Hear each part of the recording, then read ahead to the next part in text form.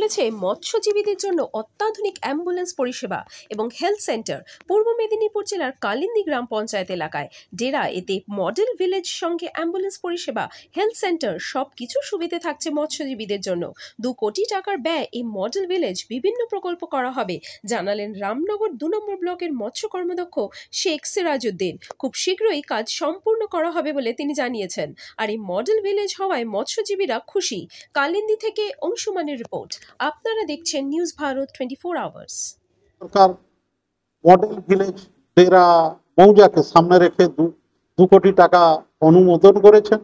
এক্ষেত্রে নিঃসন্দেহে আমাদের একটা বড় প্রাপ্তি। এক্ষেত্রে আমি বলবো রাজ্য সরকার তার সীমিত ক্ষমতার মধ্যেও যেভাবে সাহায্য করে যাচ্ছেন, আশা আমাদের অনেক থাকতে পারে, তবে তারা করছেন। এক্ষেত্রে তাদের সমালোচনার জায়গাটা আমার কাছে নেই।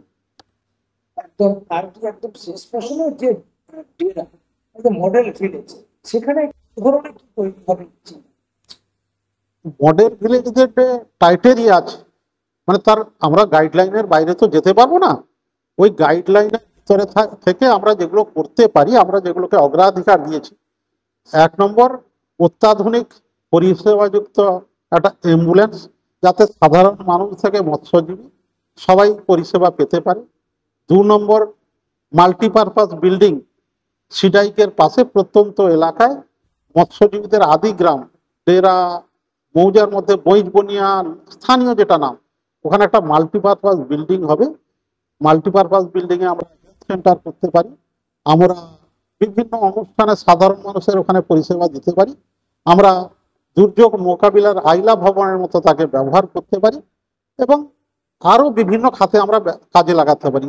সেটা হবে আমাদের ডেরা মৌজার বিভিন্ন হট পজিশন, মানে যে প্রতিকূল জায়গাগুলোতে যেখানে রাতের বেশিরভাগ সময় আলো আসে না, এরকম ক্ষেত্রে আমরা সোলারের বিদ্যুৎ দিতে পারি, কিছু গার্ডওয়াল আমরা করতে পারি এবং উত্তর ডেরা মৌজা সংশ্লিষ্ট কিছু রাস্তাঘাট আমরা করতে পারি। এটা আমাদের কাছে বড় প্রাপ্তি। 26শে বিধানসভার আগে